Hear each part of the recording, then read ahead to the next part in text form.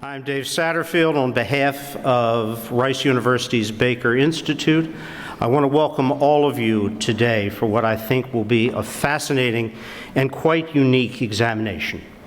Examination of the state of Israel at 75, an examination of the U.S.-Israeli relationship over the years and where it goes from here. We have an extraordinary collection of officials, of practitioners, of those whose lives have been spent focused upon how best to achieve both the interests of the region in peace and security, as well as the interests of the United States. But the principal such practitioner is Secretary of State James Baker, and I would like to turn the floor over to him for his welcoming remarks. Mr. Secretary.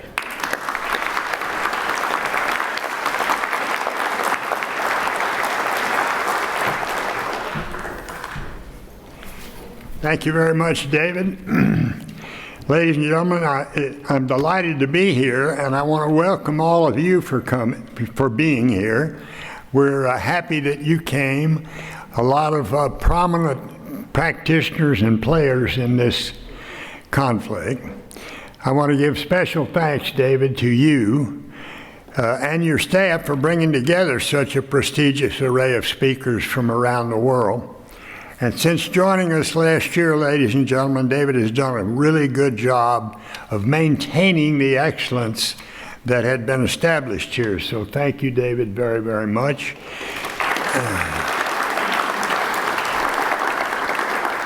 As all of you know, May 14 marks the 75th anniversary of that historic day when the Jewish People's Council approved a proclamation establishing Israel as a state among the nations of the world.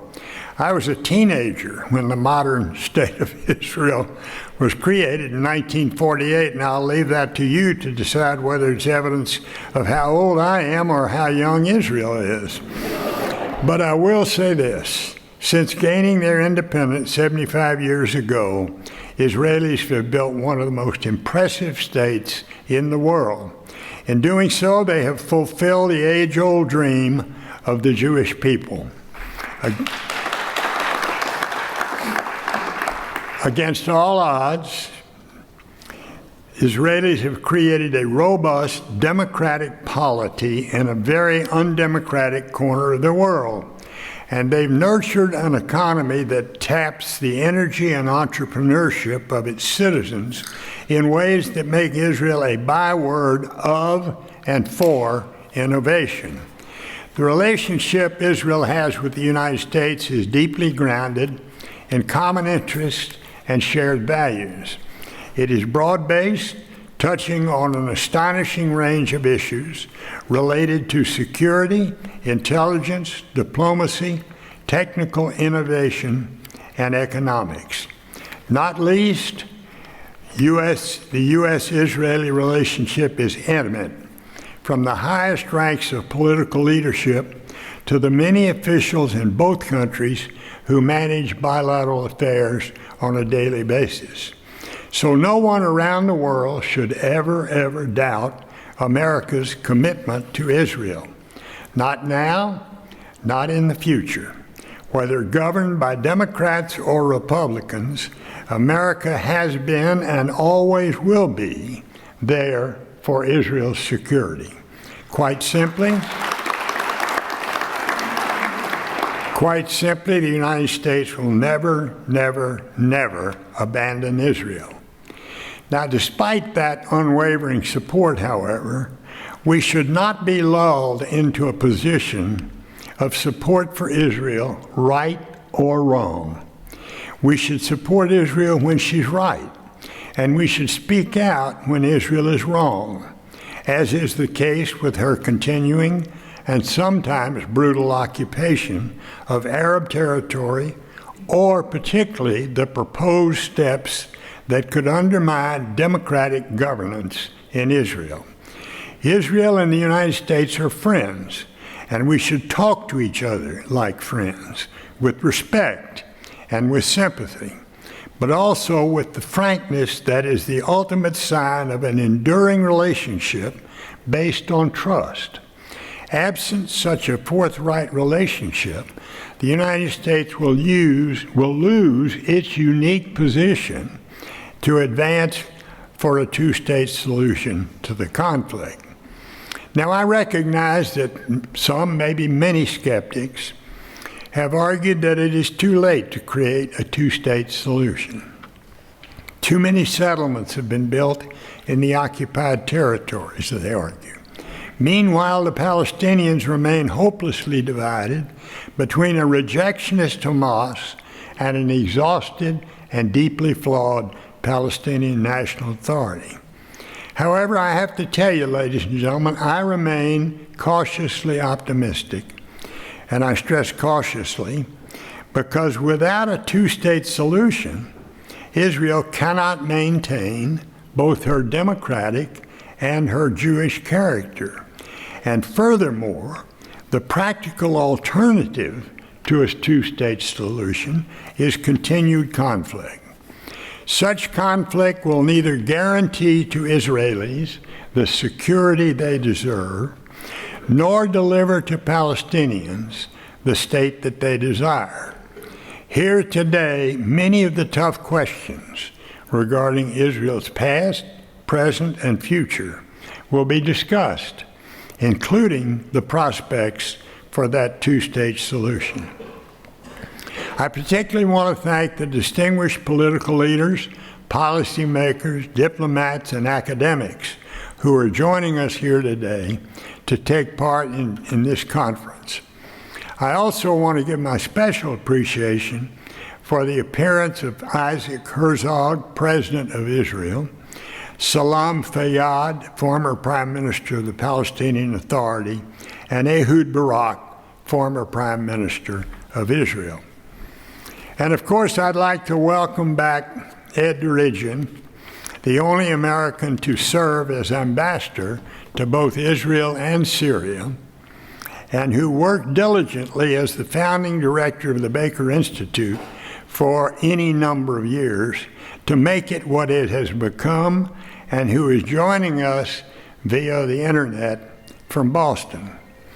Having worked with many of today's speakers back there in the dark ages when we were dealing with that conflict, I'm confident that they will provide a thorough and candid analysis of the bilateral relationship between the United States and Israel, and of the role of the United States in Middle East foreign policy. Just as importantly, today's speakers will also discuss challenges and opportunities that Israel faces internally and abroad as she heads into a future fraught with risks and uncertainty. Thank you all for being here.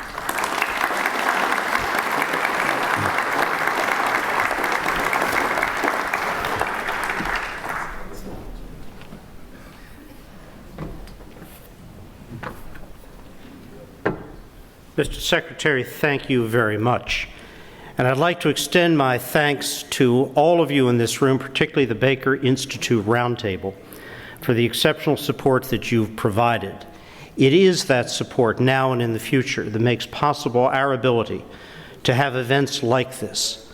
We have a robust calendar of public-facing discussions on issues local, national, and international coming up over the course of the remainder of this academic year and in the next academic year. This is our 30th anniversary, the Baker Institute at Rice.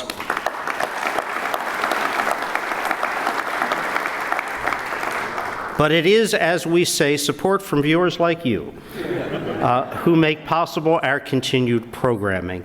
So I do want to applaud all of you, in particular, our roundtable. We have two introductory videoed remarks, one from President Herzog of Israel, the other from U.S. Ambassador Tom Nides, who cannot be with us today. And with that remark, I will turn over the screens to them. Secretary Baker, Ambassador Satterfield, Ambassador Derigian, honorable ambassadors from the United States and Israel, Mr. Gilad Sher, distinguished guests. I must say that for me, this Israel at 75 conference feels like a gathering of friends. So many of you in attendance today have been front and center in the development of U.S.-Israel relationship over the years, and have relationships with my family that reach back to my late father Chaim, Israel's 6th president, and to my illustrious uncle Abba Iban. These are bonds that continue to thrive in the present through my brother Mike, Israel's ambassador to the United States, and your humble servant, me.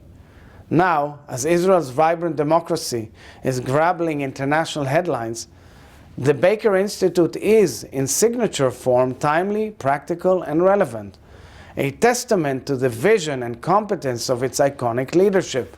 Ambassador Ed Jerejian, Ambassador David Satterfield, and the legendary U.S. Secretary of State James Baker, whose name adorns this institute, and to whom I send my warmest personal greetings from Jerusalem. So, dear friends, as Israel reaches this 75 years milestone, our society, like so many others, is reckoning with serious questions about the nature of our society, the relationship between the three organs of government, and of course, the vista of our democracy. These are questions that are definitive in our nation's internal narrative, but which go beyond it too. I believe that our internal reckoning can stir enormous growth, actually create a constitutional moment for us as a collective. It can help us bring attention and clarity to the places where we disagree, so that we can work towards defining a sustainable and shared vision for our future. That is why I'm putting the full force of my presidency behind finding common ground between the different voices in our nation. It is why I'm insisting on dialogue that is open, respectful, and constructive. Of course, dear friends, we in the Middle East have seen the power of dialogue and goodwill to fundamentally resketch the boundaries of what is possible. We've watched decades of distrust dissolve in favor of cooperation, and we've seen bridges being built where once only walls stood. Yes, the Abraham Accords. These accords have opened up endless new possibilities across so many practical realms: trade, technology, energy, security, to name but a few. But it also offers something more essential at this critical crossroad for humanity. It offers a new paradigm of cooperation.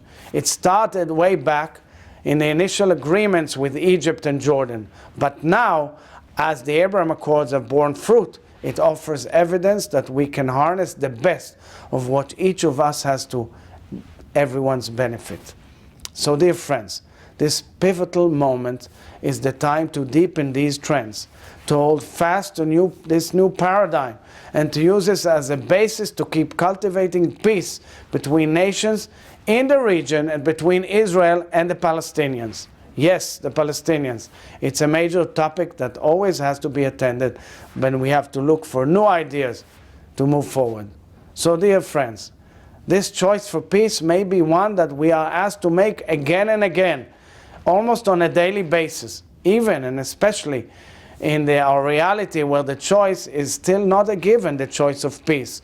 Sometimes we see in front of our eyes the choice between war and peace, where the pull of the tide of hateful ideologies, predominantly Iran with its proxies from Lebanon, Syria, Yemen, and so forth, continues to be strong, and where extremist regimes continue to undermine stability and sow chaos. So now, in the month of Ramadan, a time of sacredness and compassion for so many, blind hatred is once again distorting religion into a force of violence. It is staining our beautiful landscape with the blood of innocents and attempting to hijack progress and force a return to the familiar chaos which we will never allow. So, dear friends, our U.S.-Israel relationship is anchored in common values, mutual interests, and a powerful shared story. A story of determined peoples who bravely sought new shores of freedom on which to build a better future for their children. It is a story that continues to define us, It goes without saying that our relationship transcends any one party or political movement, just as our internal rifts are dwarfed by a story of connectedness and belonging. I applaud this impressive conference and thank each of you for your presence today. Presence which is deepening the discourse, nurturing our bonds, and ensuring a continued vital and strong future for our nations. I hope to see many of you soon in Israel. Bless you all. Toda Rabba and thank you.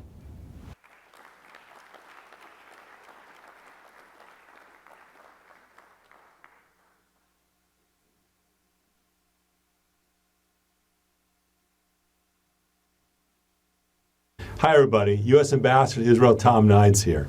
First off, I wanted to thank you to the Baker Institute for Public Policy at the Rice University for giving me this opportunity to address you all today. To see an event for Israel at 75 shows the continued importance of Israel not only as a key ally of the United States, but also as an important player in the Middle East and to the international community. Within the last few months, we have seen Israel in the news a lot, with many people discussing the future of Israel as a democracy and now worried about the security of Israel. First, let me say that Israel is a vibrant, flourishing, and strong democracy. We have seen this firsthand through hundreds of thousands of protesters peacefully taking the streets to protest the judicial reforms. These judicial reforms are a conversation that is taking place across Israel. Protests, as we all know, are part of democracy. And while we may appear messy here, it is ultimately a conversation between Israelis to determine the type of steps they think are appropriate or not for the future of their country. We have welcomed the decision to pull back the legislation and engage in national dialogue. And as the President said, he is hopeful they'll be able to find genuine compromise. We believe that that is the best path forward for Israel and to all of its citizens. We have spoken up about this issue. It's because we care about what happens inside Israel as we do a close friend. When it comes to security of Israel, we will always have an ironclad partnership with Israel. The U.S. relationships, since its first moments in 1948, has been built on shared values and, yes, shared interests. We recognize Israel's legitimate right to defend its people and territory against all forms of aggression. As the President has made clear, Israelis and Palestinians both deserve to live in safety and security and to enjoy equal measures of security, prosperity, and, yes, freedom. It's hard to envision a day when we do not share interests and we do not share values with our Israeli partners. We are our fellow democracies. We have been fellow democracies since 1948, and we are fully confident this will not change as this debate plays out inside Israel. We stand by Israel. We'll continue our commitments to Israel's security. The relationship that the U.S. and Israel is as strong as ever. We have a vision, as do many countries around the world, for a negotiated two-state solution. While this goal continues to be our priority, there have clearly been events recently that put at risk the prospect of a two-state solution. Throughout the holidays this year, we have seen the continuing violence on both sides. We are deeply concerned and have urged all sides to avoid further escalation. This is a volatile moment for many reasons. When it comes to tensions between Israel and Palestinians, we're engaged on that. And our end goal would be an Israeli democracy living side by side next to a Palestinian state with security and stability afforded to both. Israel will continue to be a leader in the Middle East through the Abraham Accords. We want to expand the Abraham Accords. I hope soon circumstances will allow for them to flourish even further. We have seen Israel become a strong nation in these first 75 years, and we look forward to our two nations growing together, side by side, for another 75 years. Thank you.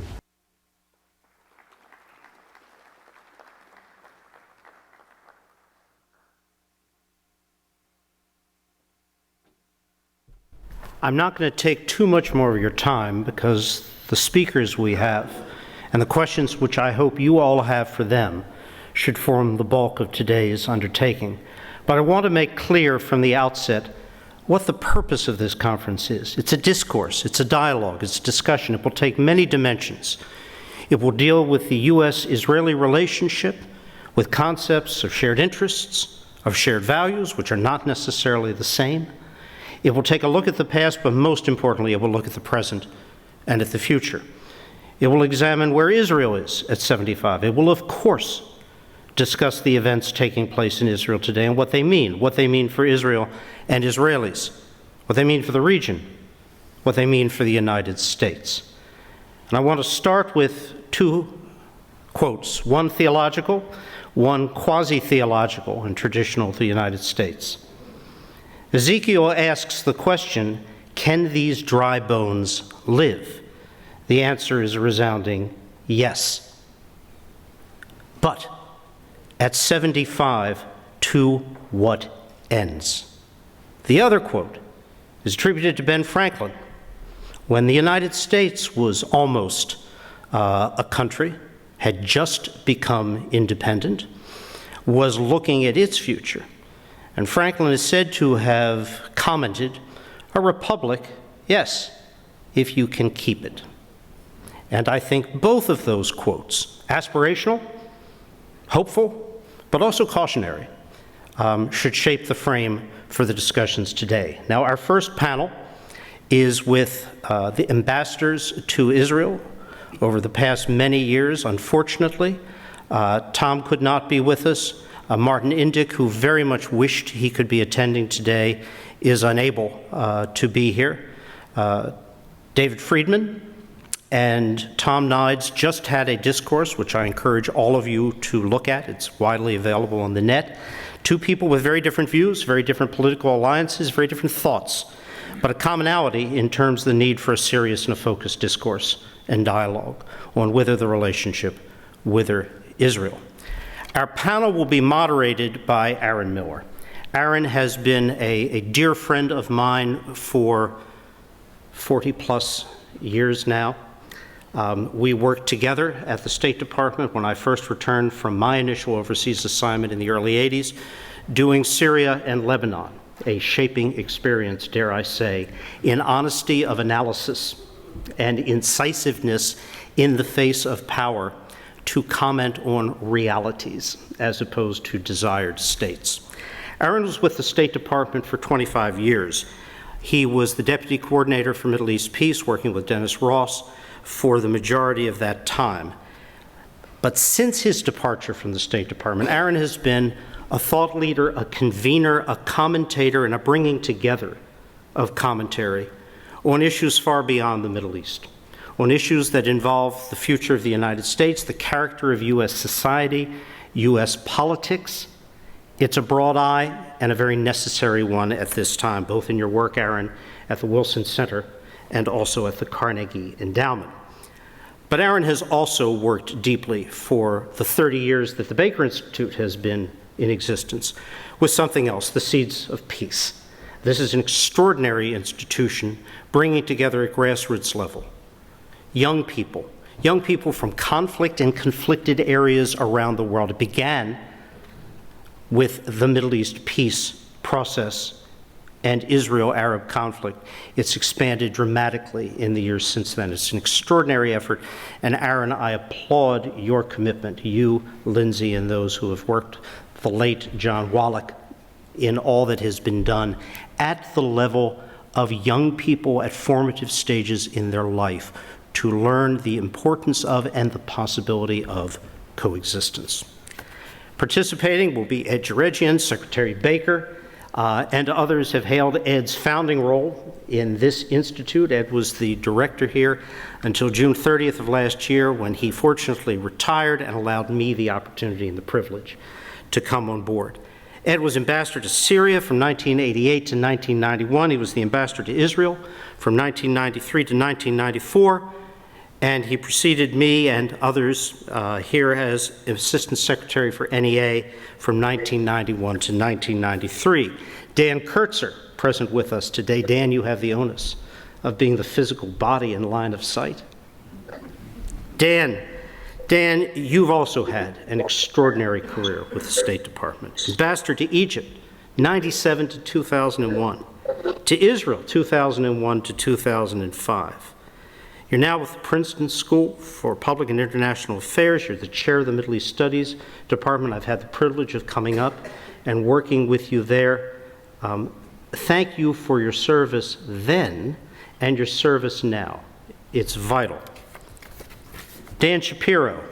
Dan will be speaking with us from Israel. He was Senior NSC Director for Middle East Affairs 2009 to 2011. He was Ambassador to Israel for an extraordinary number of years, 2011 to 2017, for which, Dan, your place in eternity is well earned and secured.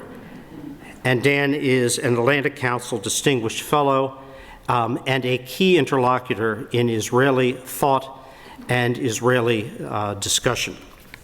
With that, Aaron, I turn the stage over to you, to Dan, and to our guests remotely.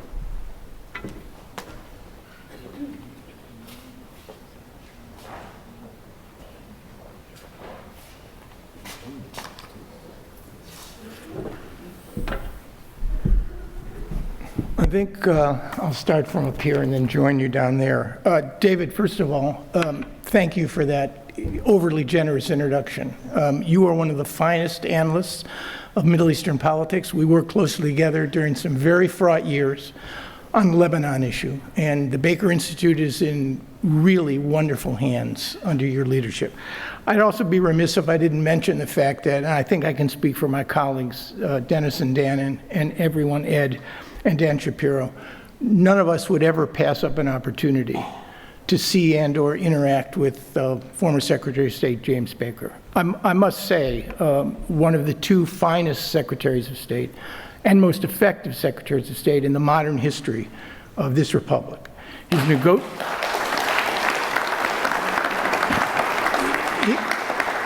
His negotiating skills, his humor, his wit, his endurance are really quite remarkable and sorely missed today. I'd also add the Madrid Peace Conference, which was made up out of whole cloth, largely by the President and driven by Secretary Baker, is often dismissed as a procedural breakthrough. And I understand the arguments, but the reality is the 1990s, and Madrid began that process. The 1990s was the only decade in the last half of the 20th century in which there was no major Arab-Israeli war. 48, 56, 67, 73, 82. The 90s came and went without a major interstate conflict. And that was a testament, in my judgment, to the negotiating table that the Secretary created at Madrid, which frankly robbed all of the parties of their excuses as to why they shouldn't be negotiating with one another. It was a tremendous achievement. I'd also say, having worked for Republicans and Democrats and voted for Republicans and Democrats, that not since those years, 1989 to 1992, has the United States been admired, respected, and I would even argue feared as much as it needs to be as a great power. And that was a testament to those extraordinary years under the late President Bush and Secretary of State Baker. It's also an honor to be with my colleagues who represent an enormous wealth of expertise and experience on the U.S.-Israel relationship and U.S. diplomacy. Their tenures span the decades of the 90s through the mid-aughts of this century. At 75, as Secretary Baker said, the state of Israel has much to be proud of. It's more prosperous, more secure, more integrated into the international community and in the region than at any time since the state was created. Its accomplishments in the arts, culture, technology, science, medicine, particularly high tech, are extraordinary for a nation of 9.7 million people. Indeed, the recent UN Sustainability Global Happiness Index, counterintuitive as it may be, ranks Israel the fourth happiest nation in the world, behind Finland, which has been number one now for a number of years, Denmark, and Iceland. Fourth happiest nation in the world. And yet, I think, as former Prime Minister Ehud Barak would agree, all is not well. As Israel turns 75, I would argue that neither the borders nor the identity of the nation are settled. This may not be unusual for a young nation with an ancient past. In 1851, 75 years after our independence, neither the borders nor the identity of the American republic were yet fixed. In fact, a decade later, the United States would undergo a deadly but transformative civil war that would fundamentally alter the trajectory of this nation. But Israel is not America. We have non-predatory neighbors to our north and south, and fish to our east and west, what one historian brilliantly described as our liquid assets. These two oceans explain so much about the way we have behaved. Israel, and it has afforded us the time and the space to work out our identity as a country. Israel does not have the time and space, which makes it much more difficult. Its identity and its borders and the struggle for each are inextricably linked with the U.S.-Israeli relationship. And that's the issue that we're going to discuss today with the ambassador. So let me begin with a question, actually with a story. Former Secretary of State George Shultz, and the story is apocryphal. He did have a globe in his office. We all saw it. But whether this story is actually true, I cannot say. The story is told that when an outgoing ambassador to country X, Y, and Z was ready to take his or her post, the secretary summoned that ambassador into the office and over to the globe and said, "Show me your country." And the unsuspecting ambassador, of course, would point to Zambia or Poland or Israel. And the secretary would then take his finger from that country and point it to the United States and say, "No, this is your country, and don't ever forget it."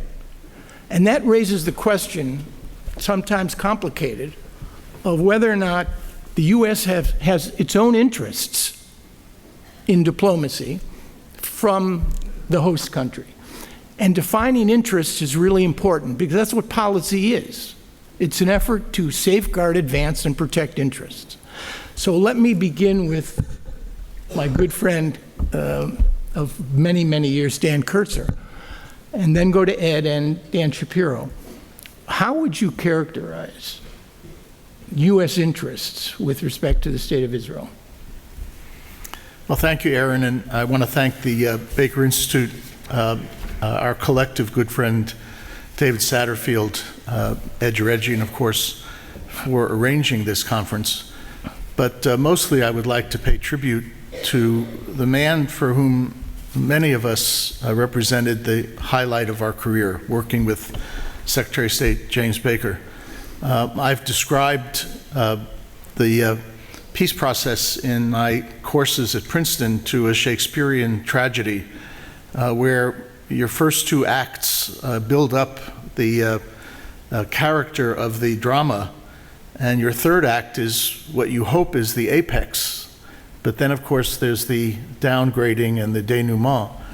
The apex of our experience in the peace process occurred during Secretary Baker's tenure, when we were able to bring together Israel and all of its neighbors to a conference in Madrid that launched bilateral and multilateral negotiations. In fact, what we're experiencing today in the form of the Abraham Accords was actually launched by Secretary Baker at Madrid in the multilateral talks that got the neighbors that had not previously discussed regional problems to sit down at the same table and actually engage. So it's a real pleasure to be with you today. Particular thanks to Aaron for chairing this panel. I do want to recognize the presence, although I can't see him, of former Prime Minister Ehud Barak, a good friend generally and during my tenure as ambassador, and Assistant Secretary Barbara Leaf, who made the trip here. I think I can announce that you're heading towards the Middle East from here with a very large suitcase. With respect to Aaron's question about defining our interests, when ambassadors are sent off to post, the president gives them a letter of instruction, which is supposed to guide him or her in establishing the priorities for the job they're supposed to do. The letter is usually long, but it's also fairly general. And I can tell you that the letter that I received when I was sent off to Israel in the Bush administration basically listed 5 or 6 major priorities reflecting our shared interests. The top of the list even then was Iran. This was 2001, but we had been concerned about Iran, growing concern about Iran in the 1990s. And early in my tenure as ambassador is when we moved the Iranian issue from the International Atomic Energy Agency to the UN Security Council.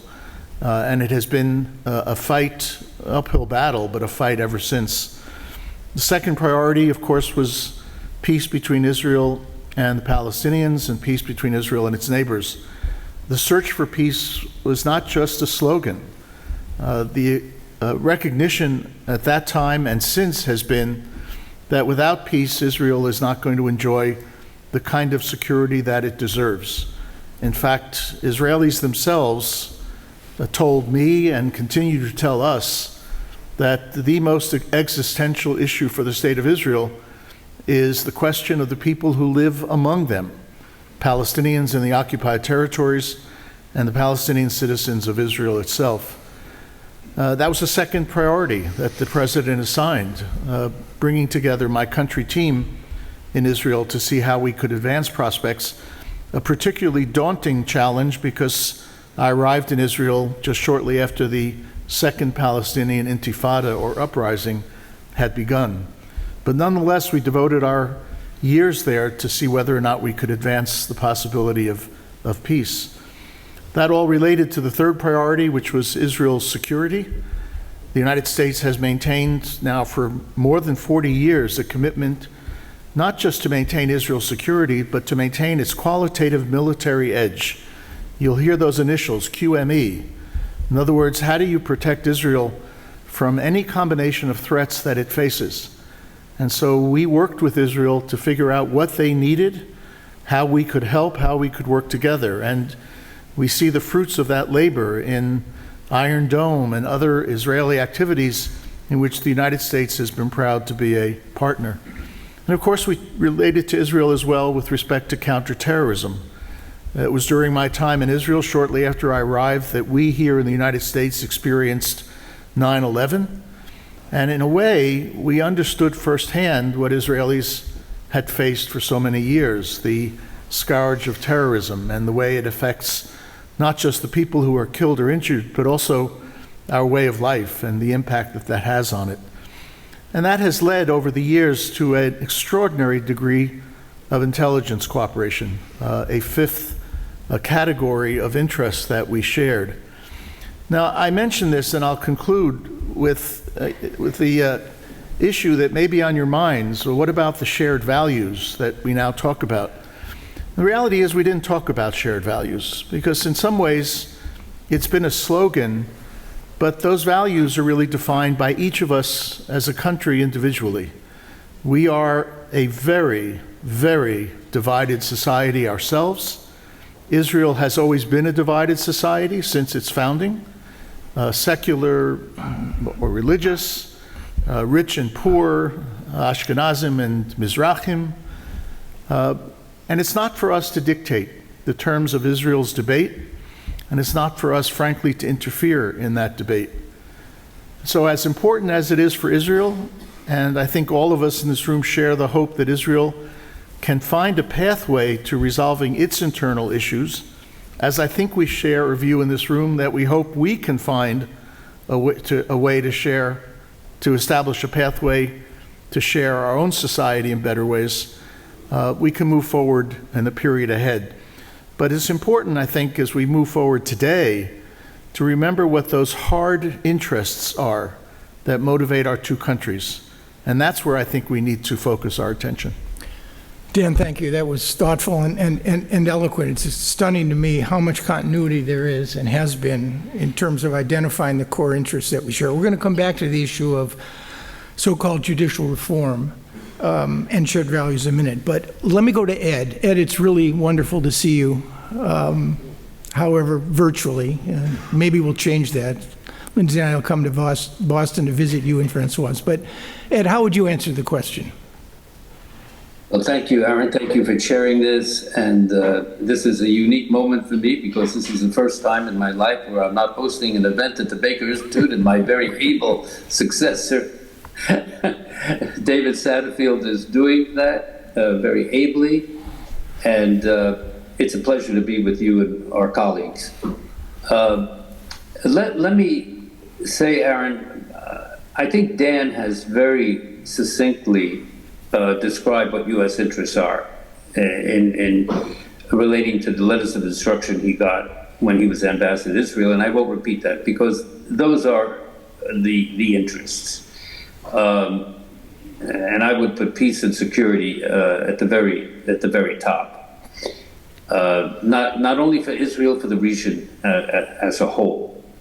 And also, Aaron, the story you told about George Shultz is absolutely correct. When Francoise and I were sent off to Syria in 1988, we had tea with Secretary and Mrs. Shultz, and he put me through that test, and I failed it. I pointed to Syria, and he looked at me with those, rigid blue eyes, and he said, "No, Ed." And I'll add to, he said, the only outgoing ambassador that put his hand over the United States was Senator Mike Mansfield.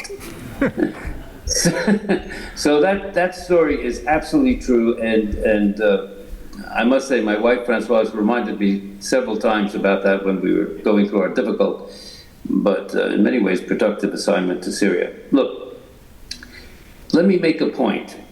Dan has described the interests very well. You have also referred to President Bush 41 and Secretary Baker's exquisite diplomacy in constructing the Madrid Peace Conference. And the reason I refer to that is many times in our discourse in U.S.-Israeli relations, we talk about putting pressure on Israel or putting pressure on an Arab party or the Palestinians to achieve our diplomatic ends. But the genius of what Bush 41 and Baker did to create Madrid should be really a major template in the school of diplomacy. What did they do? They expelled Saddam Hussein from Kuwait, put together, in order to do so, one of the major coalitions in modern times, some 82 countries, including getting Syria on board, which I had to work hard under Secretary Baker's instructions to get him on board that coalition when I was ambassador to Damascus. And then after we knew, especially with the Colin Powell doctrine of overwhelming might on the ground, that we would achieve our military ends. And Bush and Baker stepped back and they said, why should we leave this huge coalition of Arabs, Europeans, international coalition? Why should we waste it? Let's translate the leadership position we have and initiate a major Arab-Israeli project for peace, which became the Madrid Peace Conference. So the point I want to make here is the art of diplomacy as we go forward, and I'm sure we're going to discuss this in this panel and the other panels, is how can the United States try to replicate, under different historical circumstances, try to replicate changing the political landscape in the Middle East in a way where it's very difficult, as you mentioned, Eric, for the parties to say no to one another. That's the task ahead. Thank you. Ed, thanks. We're going to come back to the how-to in a minute. Dan, over to you. Thanks, Aaron. And I just want to add my appreciation, first of all, to David Satterfield for the invitation. I had hoped to make it to Houston, and it didn't work out. but I'm delighted to join such distinguished friends, colleagues, mentors, I would say, virtually, and also tip my hat to the Baker Institute and to Secretary of State Baker. Can't improve on the very excellent words that have already been said. I've often described U.S. interests relating to the State of Israel and this relationship now of 75 years as having both a moral and a strategic component. There is a moral reason, a moral logic to the existence of the State of Israel, to its establishment, the Jewish people returning to sovereignty in their historic homeland after centuries of exile and statelessness, with everything that came with it, suffering, persecution, culminating in the Holocaust, of course. Fortunately, our leaders, President Truman in 1948, recognized that there was justice to that cause, recognized there was a moral and humanitarian interest in ensuring that the state be established, and therefore, having made that decision, the logical flow from that is ensuring that that state can survive, can defend itself, can continue to exist and continue to be that homeland for a people that deserves its homeland.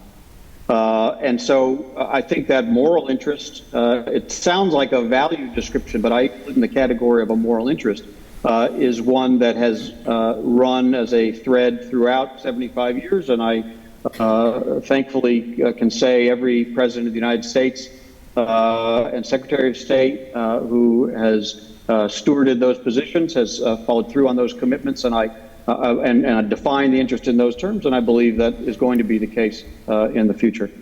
But on the strategic interest, this is the sort of more common, I guess, province of ambassadors and of policymakers, as we've all have been. It addresses the dangerous and unstable region Israel finds itself in, the common threats to Israel, but also U.S. interests that emerge from that region, whether it's terror, whether directed toward Israel, directed outward toward others, or toward others internally, whether it's instability in neighboring regimes, whether it's the proliferation of weapons of mass destruction or the attempts to do so.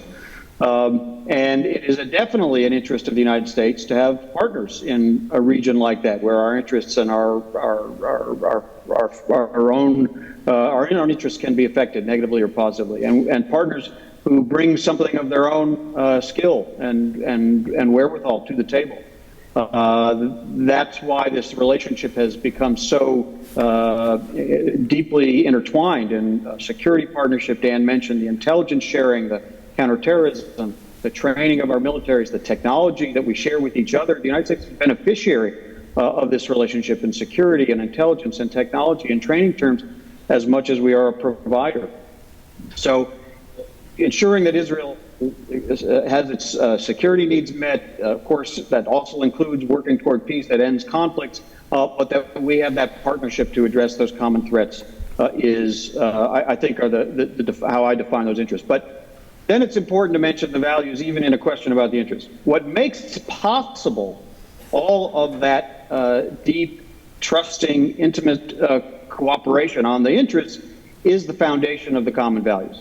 That's actually the foundation. And it works opposite the way we often talk about it. That without the values, you could not pursue the interest to the degree we have been able to. With the common values, you are able to do things with partners like Israel that we just don't do with other partners. We have other partners in the Middle East, but none of them are democracies.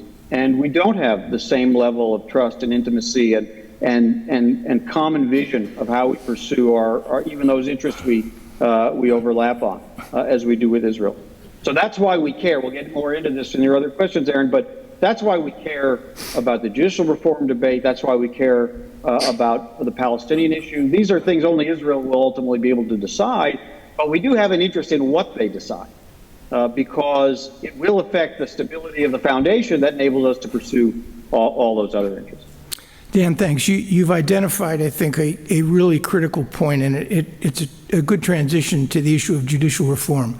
When we talk about shared values and the moral commitment that the United States has to the State of Israel, I guess it's composed of two components. One is the moral debt that the United States feels it owes to the Jewish people in the wake of the Nazi genocide. I mean, that clearly motivated Harry Truman. The special quality of the relations with Israel, though, didn't really develop until the 70s. And I wonder, Dan, let me start with you. Some would make the argument that it is in the broadest conception of the U.S. national interest to support like-minded societies abroad. Freedom House argues that there are only 22 democracies that have maintained their democratic character since 1950. Israel is one of those.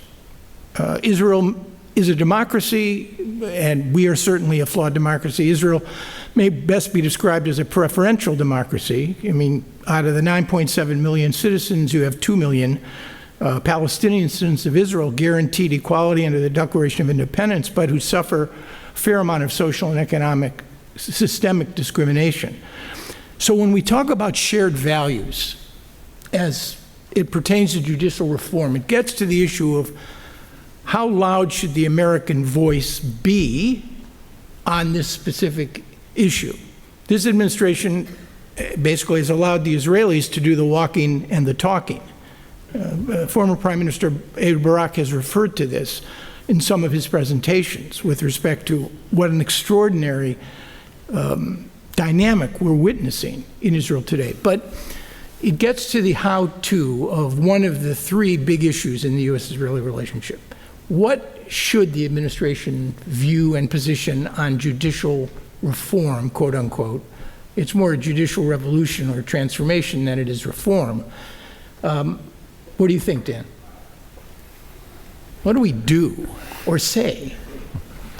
Well, if I had that answer, I would go to Jerusalem and suggest it. Look, the reality is that my guess is that everybody in this room wants to see the judicial reform discussion, debate in Israel emerge with a consensus in which the balance between the executive legislative branch of government, in Israel there's really no distinction between the executive and legislative branch, and the judicial branch end up in a balance. We have the benefit in our country of having three branches that vie for power. Israel has essentially two. Once you have a coalition, you can largely determine the legislation. But the reality is, and I think I may be a bit of an outlier in what I'm about to say, the reality is that we don't have a vote in the United States on this issue. As much as we would like to see the outcome succeed, and we would like to see Israel remain the vibrant democracy that we've all come to know and admire, I think we would be best off continuing to focus primarily on the strategic interests. Look, Dan Shapiro's right that there certainly was and remains a moral issue involved in our support for Israel, and that's always going to remain. Our admiration for Israelis' commitment to an open society and freedom will always remain. But we have significant differences of view on some very important issues. I'll refer you simply to what Secretary Baker started out this morning in talking about. We don't agree with the government of Israel and have not agreed with the government of Israel for many years on the situation in the occupied territories and its treatment of Palestinians, and its failure to find an answer after 50 years of occupation to the Palestinian-Israeli conflict. We differ with Israel on some strategic issues. Israel is trying to find its own way with respect to Russia's invasion of Ukraine, and it has led to some friction between our two countries. It's not a crisis, but it's a recognition that we have different interests. Israel, in fact, absented itself a couple of years ago at a UN debate on Crimea because it did not want to offend Russia. Now, I'm not suggesting that these issues represent some kind of a crisis in relations or a gulf between our two countries, but you hire us as your representatives to be hard-headed in the pursuit of American interests, and Israelis hire their ambassadors to be as equally hard-headed. We're so hard-headed, in fact, that the 3 ambassadors in this program are all bald. I would have rather been softer-headed and had a full head of hair, but that was not an option. But the point is that you want us to be tough, as Israel wants its representatives to be tough. And we still have a lot to do to advance the interests we talk about. One of those things is not to interfere in Israel's internal debate on judicial reform. We may cheer from the sidelines, we may hope for the right outcome, but let the Israelis figure this out themselves. Let us cheer when they do figure it out, but let us also continue to work on these really challenging bilateral and international issues. Ed, let me ask you the same question. Dan says we should tread very carefully. We have an interest in Israel as a democracy, but we really shouldn't intervene or intrude. Your view? I think Dan's right on the mark on that. We shouldn't intervene in this historic internal debate, protests, and divisions in Israeli society. It is up to the Israeli body politic to determine their future. But it brings to mind, to all our minds, the strategic questions that we have. Is that, can Israel overcome the deep divisions in its society? I was very struck when I first arrived in Israel. I said, this is a tale of 2 cities, Jerusalem and Tel Aviv. The religious, ultra-Orthodox, nationalist trends, conservative, right-wing, to a very secular, high-tech, technion society. All of this has come to the fore in the political crisis we see in Israel today. So the major question that the Israelis have to decide is, can they overcome these deep divisions? And the other thing is, has the Israeli body politic shifted so much to the right that that will determine the strategic issues that Dan said that we should, and I agree with him, that we should be focusing on our bilateral relationship? And that brings to mind that strategic interests, including the strategic interests of an Israel living in peace and security with all its Arab neighbors, the major reason we brought Israel under a Likud prime minister, Yitzhak Shamir, to enter into direct negotiations with all of its Arab neighbors, that is our major goal. That is our major goal. And here's the question, Aaron, that we have to ask ourselves. And I don't have an answer to it, obviously, but will the Israeli body politic emerge after this crisis into a new consensus wherein extremist parties are marginalized and a newly formed coalition, either center-right, center-left, comes into power, which is capable of dealing with us, the United States, a major supporter of Israel, and engaging in peace negotiations and the security questions in the Middle East? And thanks. Dan Shapiro, you put a heavy emphasis on the value proposition, what we could call value affinity between the United States and Israel, as critically important to the relationship. If that is correct, and if my logic is right, what we're witnessing, regardless of whether the United States intends to intercede or not, if value affinity is critically important to the health and resilience of the U.S.-Israeli relationship, then the whole proposition of Israel as a democratic polity, however flawed or imperfect it may be, is critically important to sustaining that relationship. And if the value proposition fails and the image of Israel changes in the mind of America, then in essence, is it fair to suggest that the U.S.-Israeli relationship will become less special and change as well?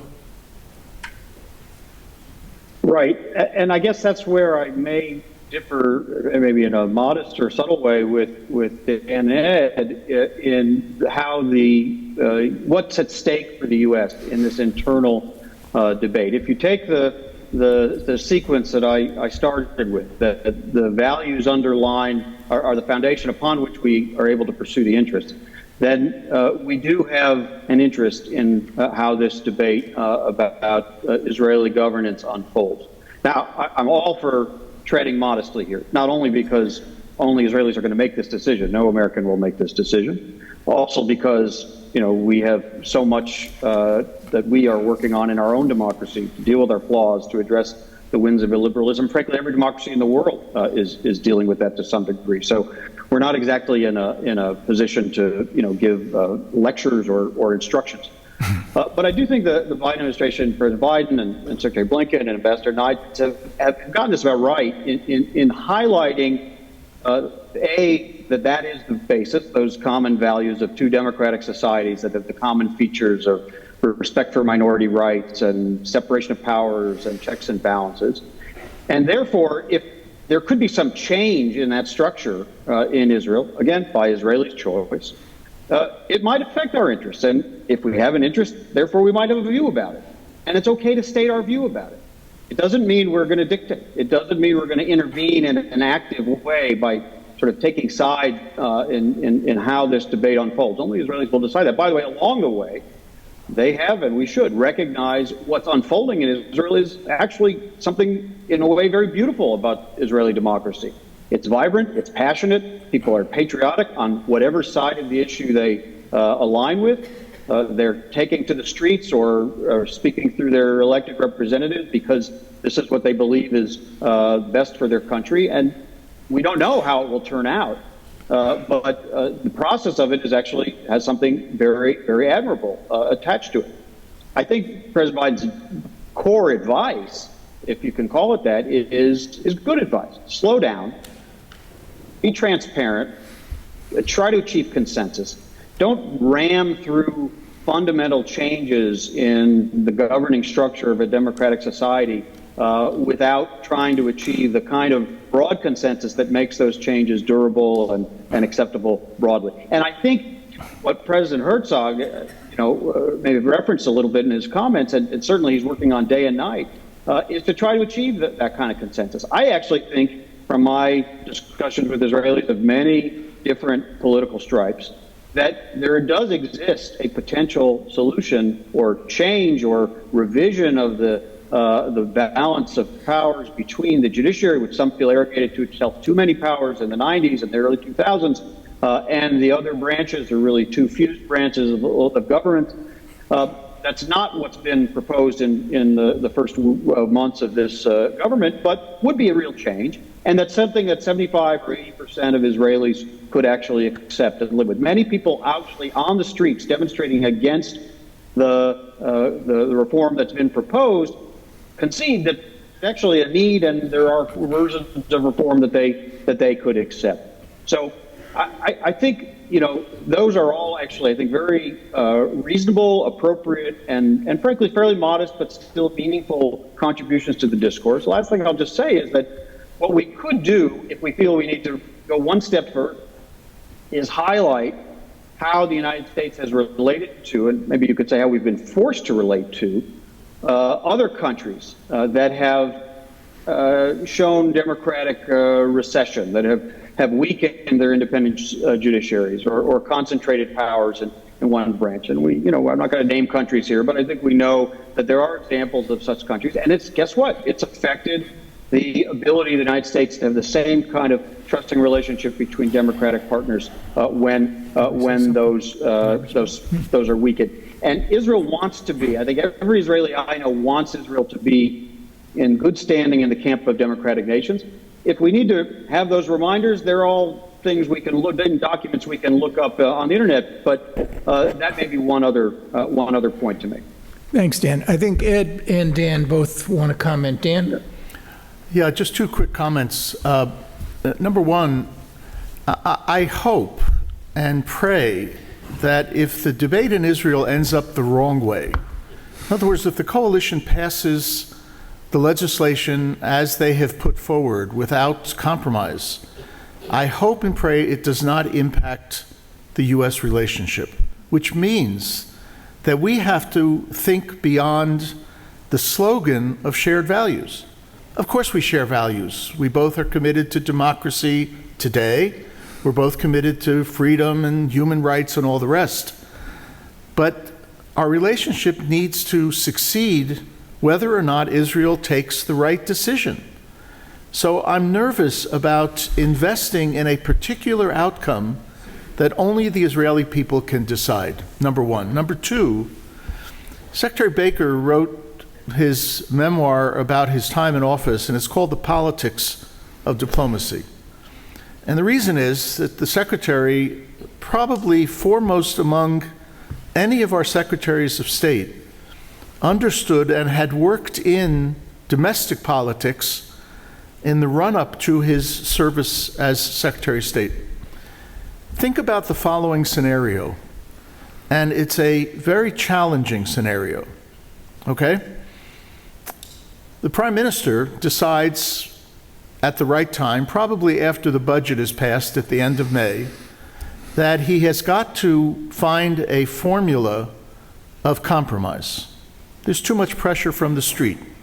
And so, in fact, the coalition's ideas are translated into something less undemocratic.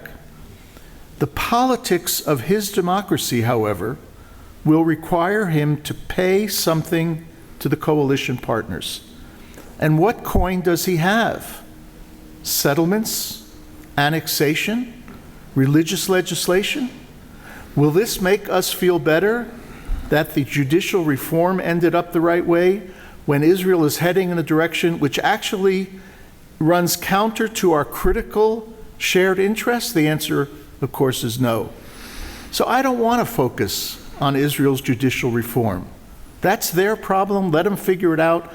What I don't want is an outcome where they solve that problem by worsening the issues that do count in our shared interests with the State of Israel. It's a fascinating observation. Ed, I know you wanted to weigh in.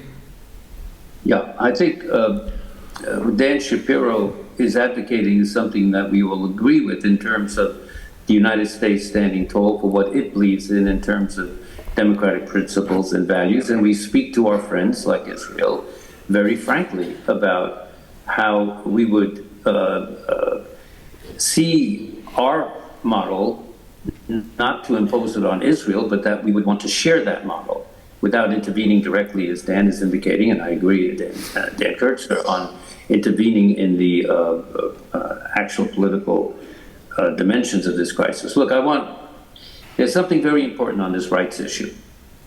It's not only the rights and human rights and democratic rights of the Israeli body politic, which Israelis are taking to the streets on today, but it's also the rights of the Palestinians. And we have to put into the equation when we think about the U.S.-Israeli relationship, what is the nexus between the internal Israeli political crisis and the occupation of the Palestinian territories? Now, something very interesting is happening in the rights dimension amongst Palestinian and especially Palestinian youth. Khalil Shikaki, whom you all know, is a very able pollster in the Palestinian realm. When I was in Ramallah before COVID, he indicated to me, and we spoke with some young Palestinians, that they are asking, a growing number of young Palestinians are asking, why should we want to create yet another state, an Arab state that is a dictatorship, that's autocratic, like all the other Arab states in our neighborhood? Let's go for equal rights in a one-state solution with Israel. Now, we all know what the consequences are that for the definition of a democratic Jewish state. But the point of the matter is this rights issue is not only one-sided. It's also implicated what's happening in Israel today. And in reference to what Dan Kurtzer is saying, our strategic interests, major one being Arab-Israeli peace and especially Israeli-Palestinian peace. If we're going to negotiate that, this rights issue is coming to the fore of a one-state solution with equal rights and not unequal rights, which some people think is akin to apartheid. So I don't know how many of the protesters in Israel now against Bibi Netanyahu's coalition are also protesting continued occupation. It's probably a minority, or the settlement project. But what I'm saying is that in the U.S. approach toward Israel, obviously this dimension has to be put into consideration. No, it's a powerful Aaron, point. could I make one quick point? Sure. Yeah, it's harder to disentangle these two streams than we might think. Ed's right that the majority of protesters in the streets are not thinking primarily about the occupation as they go to the streets. But it's interesting, there are different motivations within the coalition for those who favor the judicial overhaul, and one of them, certainly those coming from the religious Zionist party and the very extreme members of that political faction, is precisely because they've seen the court as a brake on some of what they want to do in the West Bank. A court that has at various times made it clear that they won't support building illegal settlements under Israeli law on private Palestinian land, and that's something that they're trying to actually unlock so that they can do more of it. And so it's harder to disentangle these two streams than I think we might think. Yeah, Dan's point and yours and Ed's leads to the conclusion that democratic backsliding in Israel, drift toward a liberalism, however you want to describe it, Palestinians both in Israel and on the West Bank are going to be the biggest,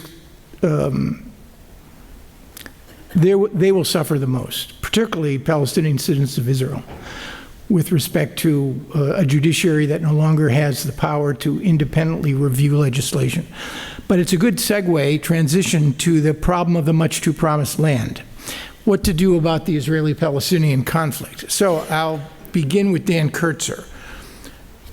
They're in a strategic cul-de-sac, and looking at reality, not the way I'd like the world to be, but the way the world really is right now, how do they, no, let me rephrase that. How do we, this administration, I won't say we, how does this administration get them out of the strategic cul-de-sac? Is it possible? And if so, what would you suggest? All right, for those of you who didn't notice, Aaron plugged his really excellent book, The Much Too Promised Land. It was inadvertent, I'm sure. It's available on Amazon. You probably get it at a reduced price these days. And it's very worth reading. Look, realistically, we look at an administration that is beset by domestic issues and has clearly articulated 3 or 4 of its primary foreign policy national security challenges. We know the domestic issues, including the partisan divide, and you have China and Iran and Russia, Ukraine, not even counting longer-term crises of environment and water and you name it. And so to think that someone's going to make a compelling argument to the administration to prioritize Israeli-Palestinian peace with an initiative is not realistic. And I say that with great sadness because this is going to sound sad. I've devoted 45 years of my life to the Israeli-Palestinian conflict resolution process. And so to admit now at my age that we're not going to advance that process, even in an administration that I think has good intentions, is sad. But there are things that the administration could have done and should still be doing that at least get us back to where we were before the malign actions of the Trump administration. I'm going to sound a little partisan here, because the Trump administration took us back very far from where we had gotten in 2016. In 2016, there were still prospects for thinking about a solution. You remember the last speech that Secretary of State Kerry gave, where he outlined a kind of set of parameters of how negotiations could proceed. There had been an effort in those last years of the Obama administration to try to bring Israel and the Palestinians together. It didn't work. But then you had an administration that just turned it all upside down. And what some of us hoped is that this administration would at least right the ship. Now, in some respects, it has. We now have at least a dialogue with Palestinians that we did not have under the Trump administration. We've restored some of our assistance to Palestinians, which was largely cut off during the Trump administration. But that dialogue has been hurt by the closure of our consulate general in Jerusalem and by the closure of the PLO office in Washington. There isn't an institutional base for that dialogue to take place there and here. And one would hope that the administration can still do that, number one. Number two, you look at some of the rhetorical changes of the Trump administration, not using the word occupied when referring to the occupied territories, arguing that Israel's presence in the Golan Heights recognizes Israeli sovereignty in the Golan Heights.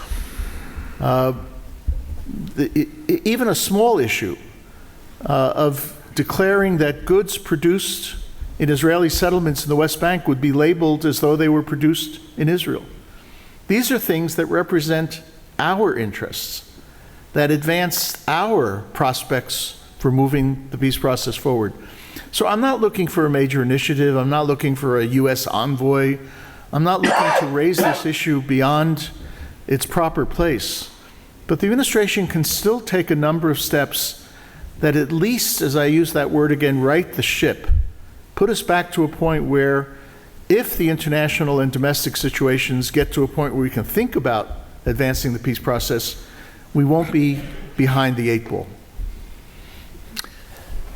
I have a thought on that, but Ed and Dan, what do we do? What does the administration do about creating a better environment? Is that even possible?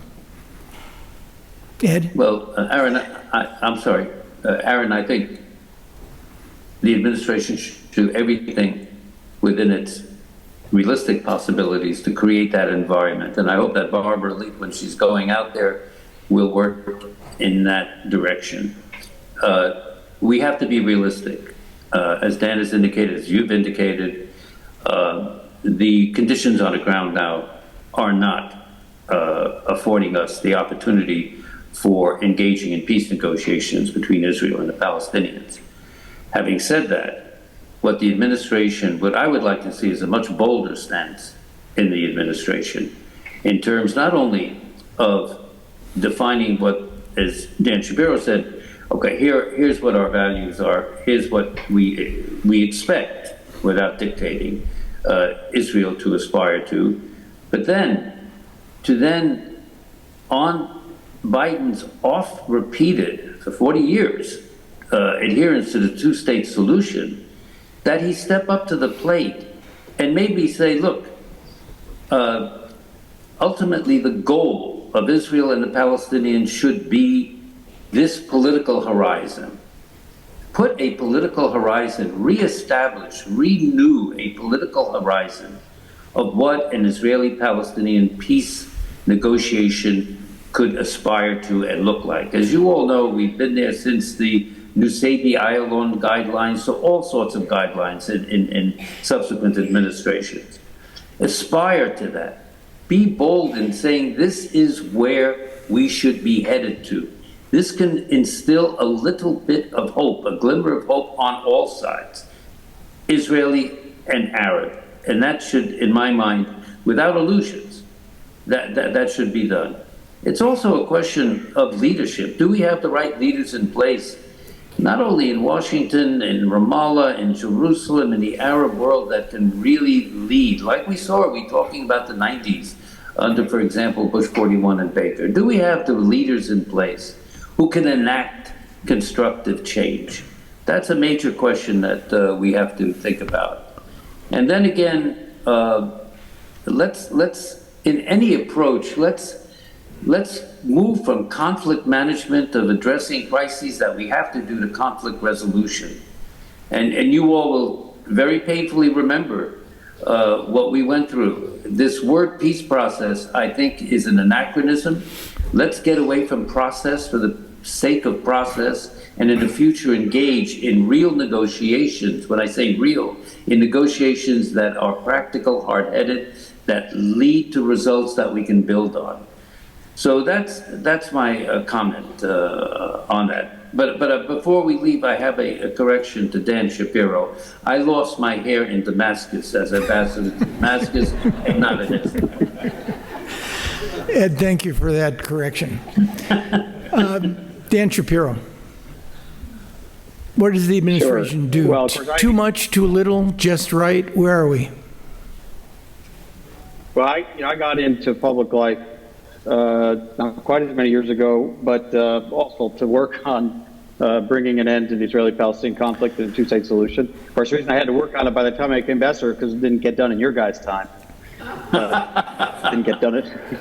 Didn't get done in my time either. So we're all having to deal with that legacy.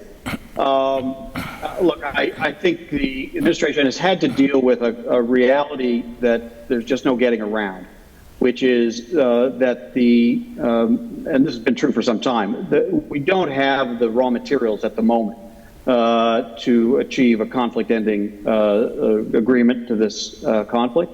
We certainly don't have the leaders, but the same two leaders, Abbas and Netanyahu, are there that were there when I started my ambassadorship.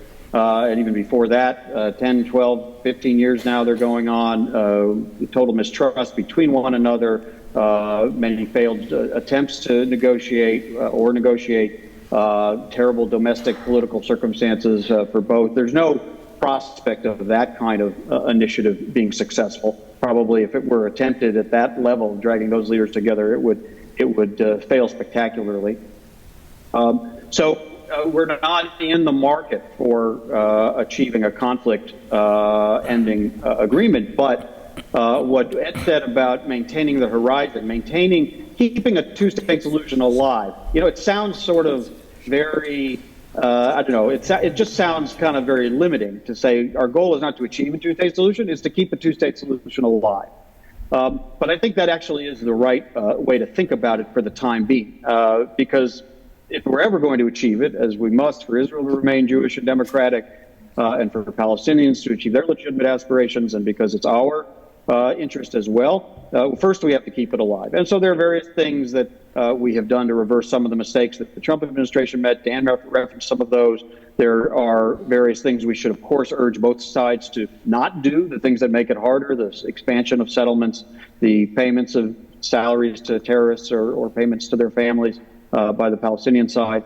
There are certain dialogues that can maintain or strengthen or draw in partnerships with Jordan and Egypt and others to improve security coordination, to try to prevent escalations and intense moments, avoid changing of status quo and holy sites, or challenging it even in a very proactive way.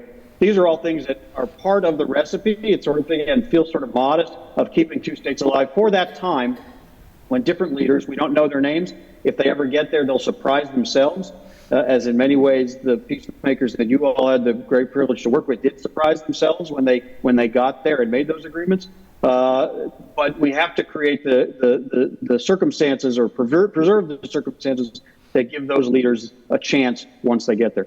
But the one other thing I'd add is that there is something positive happening in the region, and that's the Abraham Accords. My main work these days is at the Atlantic Council, where I lead the N7 initiative, which attempts to broaden and deepen and accelerate normalization between Israel and Arab states. I had a lot of disagreements with things that happened in the Trump administration on Israeli-Palestinian issues, not everything, but many. But something that happened on their watch, however much they were a part of it, it's certainly a positive. The opening of these relations between Israel and the UAE and Bahrain and Morocco, and now stitching those together with Egypt and the Negev Forum. Sudan, of course, is in a tragic turn right now, but it was trying to get on this path, and other Arab states are exploring it. And it's good on its own merits. We've always wanted Israel to be recognized and treated as a fully legitimate member of the neighborhood, and so that's a good thing. They're doing partnerships together against common security threats like Iran and other terrorist organizations. But it is also the one available source of positive energy for the Israeli-Palestinian track as well. And sometimes it's thought of differently. Palestinians felt very betrayed by it. Some felt that it put the cart before the horse because it reversed the sequence that the Arab Peace Initiative said, which was first two states and only then normalization. But the fact is that you now have multiple Arab governments who are in open and friendly and warming and deepening relations with Israel, but they are also advocates of two states. Whether they're active on it, whether they like the current Palestinian leadership or not, they have the potential to do more, to be conveners, to change the conversation between themselves and Israelis, between Israelis and Palestinians, when all of them are at the table, of course, with the United States as a partner. There are ways that that trend in the region can be drawn on to help in the first instance, preserve two states, but also change the environment, again, for some future generation of leaders to actually try to get back on the track of negotiating. Let me just conclude with one parting thought, then we're going to go to Q&A. I'll quote two people. One, Elie Wiesel, who said, "Without hope, there's no life." And I think what's at stake now is the very notion that Israelis and Palestinians can find a way to separate through negotiations, however difficult it may appear with respect to two states, to untether yourself from one very difficult proposition and then embrace another, a one-state solution, I think is very dangerous. I'd also quote Jack Kennedy, the only president who had a real emotional impact on me. Kennedy described himself as an idealist without illusion. Idealism without illusion. I was at the last best effort to solve this problem with Dennis and Gilad Shaer and former Prime Minister Ehud Barak. And I think we need to recognize reality, but we can't give up on the proposition that realities can be changed. And I think that's what we have to hope and work toward. So thanks so much to Ed, Dan, and to you, David, for the extraordinary work that you do. Thank you all. This was a great discussion. We have numerous questions from the audience, but I'm going to take the opportunity to insert a question of my own. In his extraordinary play, A Man for All Seasons, Robert Bolt very dramatically describes the outburst of Thomas More after he has been found guilty, God knows how, as he says. Now, the whole trial, the whole setup of the play has been More's silence, his refusal to accept the oath of supremacy. But after he has been found guilty, More then says, this wasn't about the oath of supremacy at all. It was about the marriage. And this breaks open the reality that underlay this entire drama. One of the critical driving issues of that historical event was not what it was billed as. So I ask you all, is this really about, driven by, resolvable by a dressel of judicial reforms, or is it about the trial? For those of you who don't, just to recap, the Prime Minister, having been indicted in 2020, the trial is now 3 years and ongoing in a Jerusalem district court, presided over by 3 judges. The Israeli political system needs some measure of reform because they do not anticipate that the defense hasn't even presented its witnesses, which number well over 100. And the latest take on this is it'll be at least another year before this trial concludes. So who wants to answer that question? To what degree is judicial reform a matter of Prime Minister Netanyahu's personal legal travails? If you were not on trial, would we still be where we are? All right, so first I want to respond to Aaron's hope. There's an Israeli joke that goes back, I think, to the 1950s. And I won't tell the joke, but the punchline is Tamid yesh tikva v'al ein lecha chance. There's always hope, but you don't really have a chance. And that's part of our problem, is that we all hope for a two-state solution, but unless there's actual work on it, I'm not sure we're going to have a chance. Look, there's no question that the coalition that Netanyahu formed I think there's no question, had all to do with his trial, with the promise of coalition partners who would find a way, modification of something called the French law, some other legislative tricks that would postpone or do away with the indictments and the trial. There's no question that that's what motivated him. Because in a normal situation, the risk-averse Benjamin Netanyahu would not have put himself in this cul-de-sac. He painted himself into this corner. And now he's living in this corner trying to figure out how to get out of it when the coalition partners that he brought in are holding the Damoclean sword over his head of legal remedy for his problem. So there's no question. It's all about the trial. But in that respect, he has options, because there are other parties in Israel that probably, I shouldn't say probably, might decide to join a coalition with him. And there's also elections. Right now, he probably won't call elections because you've seen the polls that suggest that his numbers are tanking. But he doesn't have, this is not a Thelma and Louise issue where he's heading headstrong towards a cliff and decides to put his foot on the accelerator. There are ways to turn off this path and figure out a way out of it. It won't help him in the trial, but it will help the state of Israel if he finds an alternative. Ed or Dan Shapiro? Or should we go to the next question? I would just confirm what Dan said. I think the keep out of jail card is very prevalent in the formation of this coalition. And unfortunately, I think Netanyahu, who's one of the most skillful politicians in Israel, has put himself, what Dan said, a cul-de-sac. And it's affecting the future of the whole state of Israel. Dan Shapiro? I just say, we had those 5 elections in 2.5 years, 3 years, and the main issue in those 5 elections, the reason they kept happening was because of the BB or no BB camps of Israeli politics. And it led to a situation where, there's every other party that's not in the coalition is a party that refuses to sit in a government led by him while he's on trial, while he's under indictment. So he had only this coalition available.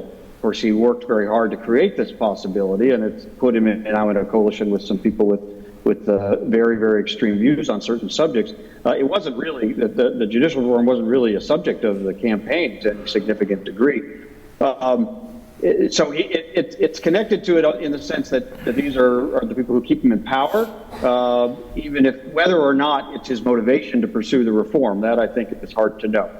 Where it's not only about the trial is that there are different motivations among others in the coalition who are pursuing this judicial overhaul. For, as I mentioned, the Religious Zionist Party, it's largely about freeing up their ability to do illegal settlements and take Palestinian land in the West Bank. For the ultra-Orthodox parties, it's about weakening the court's ability to prevent them from getting a blanket exemption to military service or funding for their religious institutions. There are even members of the Likud party for whom this is just an ideological fixation, that the court needs to be restructured in a very different way than it's existed previously. And at least 2 of those suggest, much deeper or are indicia of much deeper cleavages in Israeli society between religious and secular, between ultra-Orthodox and non-ultra-Orthodox, between national religious and pro-settlers and others, between those who serve in the military and don't serve in the military. And so there are some other features of this debate underway within Israel. Whatever the motivation for how Netanyahu got into this situation, some of these other interests are at stake. Thank you. And I think this will be a discussion we'll be continuing with Prime Minister Barak. Questions from the audience, and I'll paraphrase slightly. Whatever the actual outcome of these judicial reforms and how they are or are not managed, are we concerned about the, I would say, societal drift in Israel towards authoritarian governance vice democratic, more liberal in the small L sense, government, as we have seen in many other countries around the world, and I would note also in a societal sense here at home. What are your thoughts on that, looking at the longer term beyond this issue and what happens? Dan? I get the privilege of going first on this one.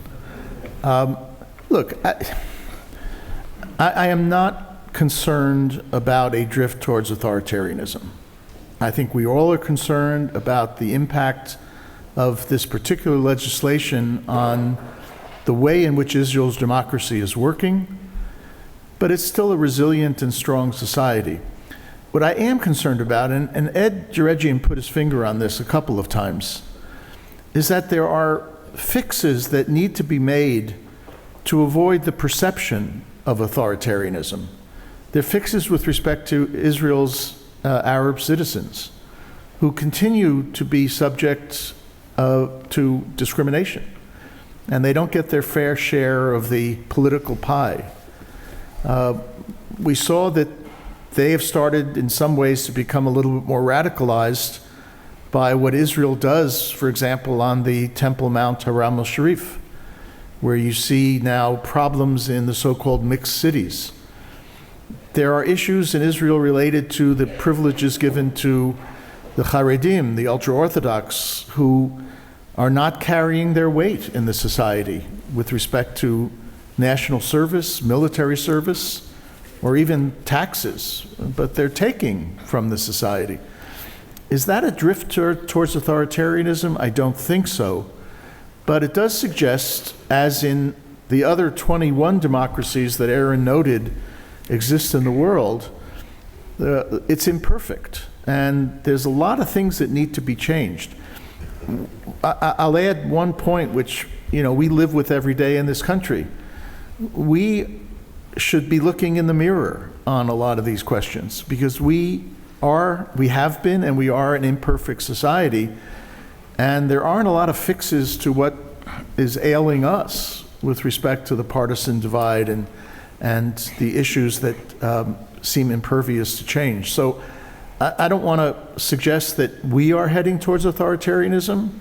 I'm nervous about the next election, frankly, because it will create issues about authoritarianism.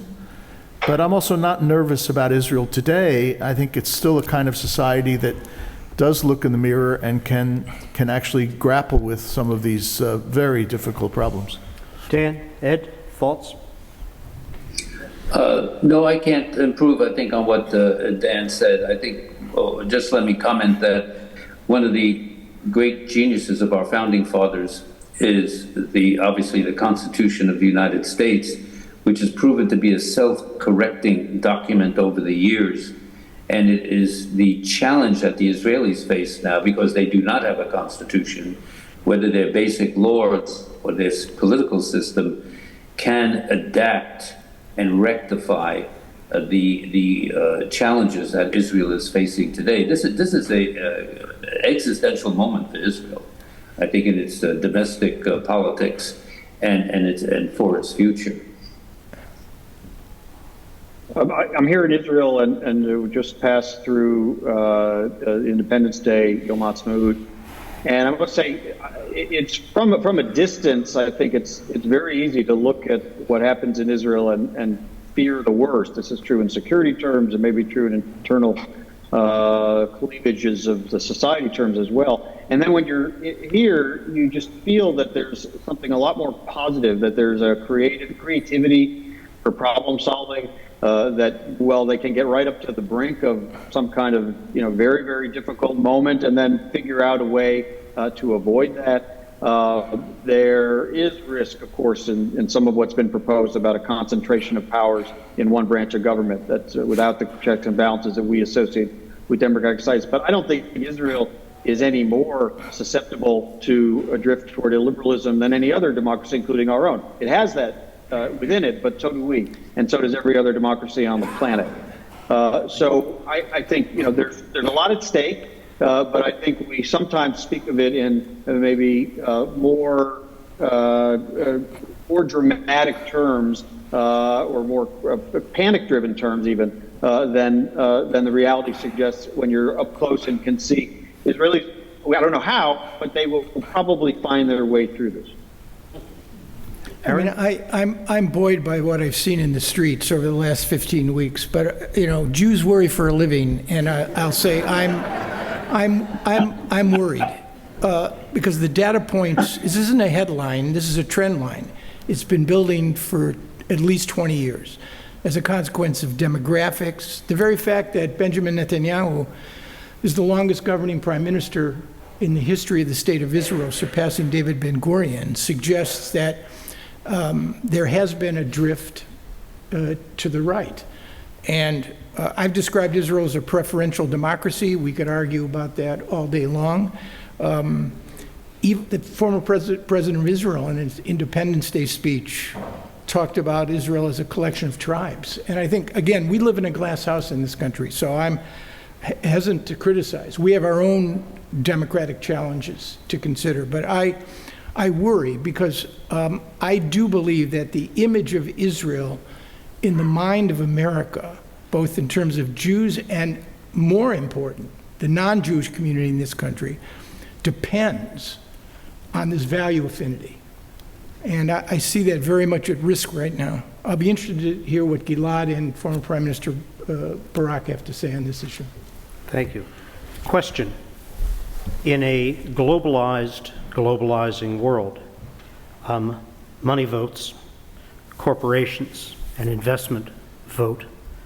What are the constraints, the consequences of these kinds of developments on investor decisions? Is there a significant impact? Is Startup Nation, as Dan Senor wrote, Israel challenged by this, or is this a marginal factor? And Dan, I'll start with you again. I think you have two different trends. People are pointing to the fact that despite all the problems that we have focused on in this panel, you look at the issues that Dan Shapiro is working on, the trying to advance the prospects for additional normalization agreements between Israel and the Arabs, and the success so far, for example, of the Israel-United Arab Emirates relationship in particular. You look at this new forum, the I2U2, Israel, India, the United Arab Emirates, and the United States, which is trying to advance cooperation in a number of areas. You look at the Eastern Mediterranean Gas Forum, where a number of countries around the Mediterranean basin have decided that cooperation is the best way to advance the totality of their interests. And none of that is really being affected in a serious way by the internal debate in Israel. I think the jury is still out, however, on the second aspect, as David referred to the Startup Nation. What will happen in the high-tech sector? We had a discussion last night, and there's a difference of view as to whether there is the beginning of an emigration of high-tech expertise and companies from Israel. I'm not sure, but it may be happening. There probably has been a diminution in foreign direct investment in the high-tech sector, which is a long-term investment anyway, but it's probably slowed down a little bit. There may have been some capital that's left Israel in the meantime. I hope that capital didn't go to the Silicon Valley Bank, but there are other places where it could be safe. So the picture is certainly mixed, but I don't think that the money issue is going to drive the end of this debate. And then there's one issue that we haven't talked about at all that we ought to really be thinking about, and that's China. How does China relate to all this? And, this is not the elephants and the Jewish question type issue. But, Israel and China have experimented over the course of more than 25 years in a relationship that spans not only trade and investment, but also security cooperation. China is now in the Middle East in ways that it has not been before, where previously it was an extractive power. It took stuff out, but it's now investing some time and attention, as we saw with the Iran-Saudi Arabia agreement. And China has never been deterred by what goes on internally in another country. So here we are in a very important discussion of what happens in Israel, and will it impact on our relationship, and will it impact on Israel's democracy? And China basically saying, we don't care. If Israel is a good market, if we can get something out of Israel and we prepare to invest a little bit in Israel, we will do it. And I think for our foreign policy decision makers, we ought to be devoting significant attention, as we do generally, to China, but specifically on this issue. Will Israel, on the basis of its own interests, decide to rebalance in some way its strategic relationships with us and with China as the growing player in that region? Ed, Dan? Just a brief comment. In my discussions with biotech, bioscience entrepreneurs in Boston and MIT, they have made it clear that they're holding off for the moment on aggrandizing or thinking twice before further investments until the political situation clarifies a bit. Now, I don't know if this is a trend. These are just individual conversations that I've had, but obviously certain important investors are thinking there's a problem in Israel, and as we all know, money and investment loves stability and abhors volatility. So there is a pause. Whether it becomes a significant trend, we'll have to see, but a lot depends on the evolution of the political situation in Israel. Yeah, I think it was the first moment that you felt a tap on the brakes of a freight train that was going down the track seemingly with no brakes, was when former governors of the Central Bank of Israel, appointees of Prime Minister Netanyahu in earlier governments, the current central bank governor, and numerous economists and bankers and high-tech executives started to raise their voice and say, hey, as it says, you know, there's not going to be the same willingness to invest in an economy if there isn't predictability within the judicial system about, you know, what happens to people's capital. This is part of Netanyahu's legacy, of course, was the building of Startup Nation. Reforms he did all the way back when he was finance minister almost 2 decades ago, and certainly during his long tenure as prime minister. He has justifiably taken a fair bit of credit for what has been achieved. And so to put that at risk and to put it in a situation where people from those sectors are coming to the streets and testify and protesting, and also suggesting, you know, this is a mobile population that would have options to go elsewhere if the investment did dry up, if they didn't find that this was a society that they felt as comfortable passing on to their kids. That's all putting a lot at risk, and I think it's among the reasons why, in the end, I think there will be some ability to find a way back from the brink. But obviously, none of that's guaranteed. Thanks. We've had several questions asking about 2 negotiating outcome issues. First, what's the significance today of the decision to move the U.S. Embassy to Jerusalem? What impact does it have looking at the present in prospective sense? Was it important to have done this? Does it matter? The questions are various. The second is about the Golan. When the time comes that a peace negotiation with Syria becomes possible, will the Golan have to be on the table?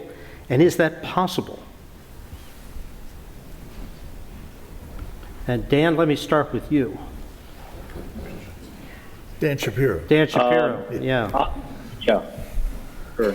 On Jerusalem, you know, I was maybe a bit of an outlier from some of my colleagues in the Obama administration. I think my AirPods are about to die, so I'm going to switch off of these. Hold on.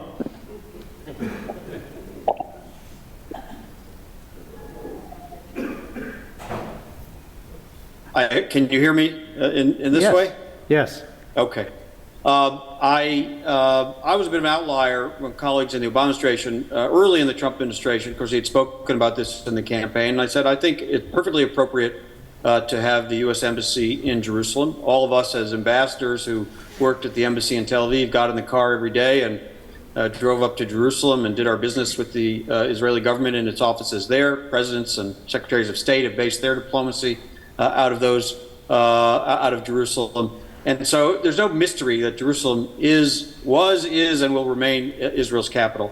And certainly West Jerusalem is not and should not be in any kind of dispute about that. And that's where the consulate that most of us operated out of was. And it seems perfectly legitimate to me to have the embassy in West Jerusalem. And the only thing I recommended, not that they were listening to me per se, the Trump administration at the time, was to add to the decision to move the embassy to Jerusalem the principle that we fully expect and will work toward an eventual two-state solution to end this conflict, and there should be also space for a Palestinian capital in East Jerusalem with the U.S. Embassy to the state of Palestine there. It wasn't going to happen overnight. Obviously, it wasn't going to change Palestinian objections to the decision, and of course some Israelis might not have been happy to hear it, but probably would have swallowed it because they would have gotten the move. But I do think that is an important principle, that at the end of the day, and this goes back to our earlier discussion about keeping a two-state solution alive and being realistic about what that looks like, there will need to be two capitals in Jerusalem in some way, form, or fashion. How that looks like, what the borders are, or if there is even a border, if it's a shared open city, but some presence for Palestinians, for their capital, and therefore a U.S. embassy as well. And that should have been stated. It wasn't. I also think it was a mistake to close the consulate in light of that decision, and finding a way to reopen that consulate as a means of conducting our diplomacy with the Palestinians and keeping connected to that longer-term outcome, I think is still important.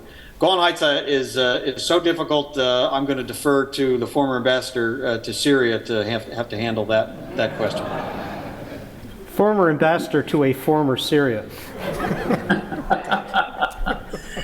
All right. Well, David and Dan, I think let me just comment on that. Right now, obviously, there's no prospect for negotiations between Israel and Syria, given the failed state nature of Syria, despite the efforts now of rapprochement with the Arab world and Syria for many complex reasons. But let me just refer to the negotiating record. As many of the people in this room at the Baker Institute today know, that in 1992 and beyond, we were very close to a structural peace agreement between Israel and Syria, under the aegis, of course, at that time, especially with Hafez al-Assad and Bush and Baker as the major players. The good news is that this is an approximation, but about 80% of the key issues on land, normalization, peace, and security arrangements had been negotiated. All of that is in the vault. All of that negotiating experience and not realized results are in the bank. And one day, maybe they can be built on. But the good news there is that there was enough common ground being developed that we thought at that time that we were very close to another major breakthrough in Israeli-Syrian relations. So that's the good news. But right now, given the complex and volatile situation in Syria, there's no prospect for negotiations.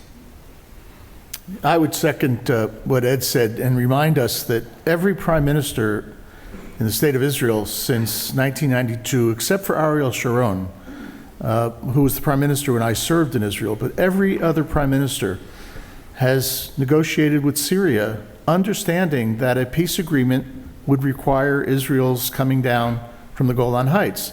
Now, that would depend on security arrangements and all kinds of other issues, but the issue of whether Golan is on the table for a future peace agreement has not been in dispute. And it only is now in dispute because the previous administration decided, for reasons that made no sense at the time, to say that Israel enjoyed sovereignty on the Golan Heights. There is no question that Golan Heights are sovereign Syrian territory. There's also no question, as Ed said, that we're not anywhere near returning to a negotiation. If we do, that vault that Ed talked about can be opened. There's also a very interesting book by Fred Hoff, who negotiated this issue in the Obama administration, changed the paradigm of the negotiations and came very close to a breakthrough. So that's also in the vault for when that time comes and Syria returns to the family of normal nations. But, you know, the Biden administration, I think, has to make clear at some point that the Trump administration's decision to recognize Israeli sovereignty is wrong.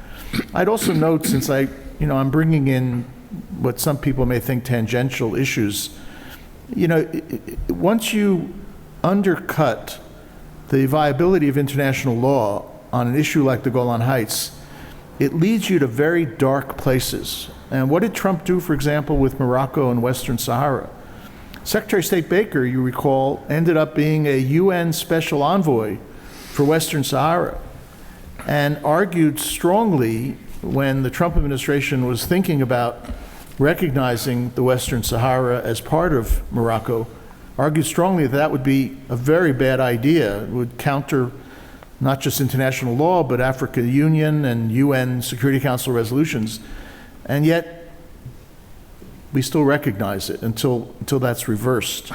So we have an interest in Golan, in Western Sahara, and elsewhere to focus on those areas of international law that are meaningful to us and don't necessarily only serve extremely short-term political purposes, as the Western Sahara decision and Golan decision served in the Trump administration. Can I add something? The previous administration, let me start this way. Domestic politics is a critically important piece of any administration's foreign policy. In a democracy, you cannot have a sustainable foreign policy that isn't based either on elite support or on public support. The previous administration made 3 decisions on Jerusalem, on Golan, and on Western Sahara. They were all made, in my judgment, for the most preternaturally of political reasons, untethered, in my view, from any national interest. They were purely designed for political purposes. When the decision to recognize Jerusalem as the capital of Israel was made, I was in my office at the Wilson Center and my cell phone rang, and it was Jared Kushner on the line asking me to come over and talk about the implications of what had just been done. And I did have my meeting with Mr. Kushner, and it became clear to me that, as he laid out, that his father-in-law was going to be, without exception, hesitation, or reservation, the most pro-Israeli president in the history of the U.S.-Israeli relationship, and was going to do things that would make that manifest.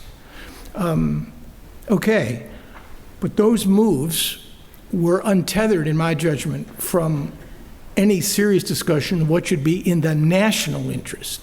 And there's a large gap between the political interests of presidents and the national interest. And I would also note that of the 3 decisions, this administration has decided to let 2 of the 3 basically stand. There's been no statement on rejecting what his predecessor has done on Golan or on Western Sahara. Again, we didn't have time to talk about domestic politics and the U.S.-Israeli relationship, but we really should have found time, and that's my fault, I'm afraid. Great. Final question, which I will both ask and respond to, is Iran a threat to the Israel-Lebanon maritime agreement?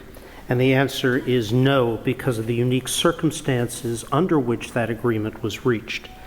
The reason why a succession of U.S. negotiators, including Fred Hoff, Amos Hochstein, myself, and then Amos again, did not succeed in achieving this agreement was Iranian pressure through Hezbollah to resist the nascent recognition of the State of Israel, which any such agreement would prove. So then why?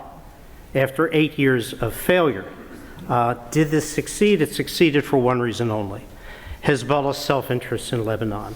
The disastrous economic collapse of that country placed Hezbollah and Iran at a greater distance in a position where they could not afford to be held accountable for any step, however small it might in 3 to 5 years be, that could contribute to the economy of Lebanon, which demonstrates to me a very interesting international relations point, which is that even Hezbollah has a domestic constituency to which it must be responsive and which exercises as a constraint upon its freedom of action.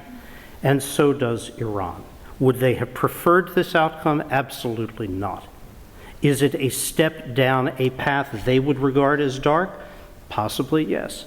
But they had no choice because of the circumstances in Lebanon and the consequences for both of them, Iran and Hezbollah, if they were seen as blocking this. So with that, thank you all. Aaron, thank you. Dan, Ed, for a great discussion. Now, I have to charge all of you with the rapid obtaining of your lunch, your reseating, in order for Professor Mnookin to have his discussion. So go and feed.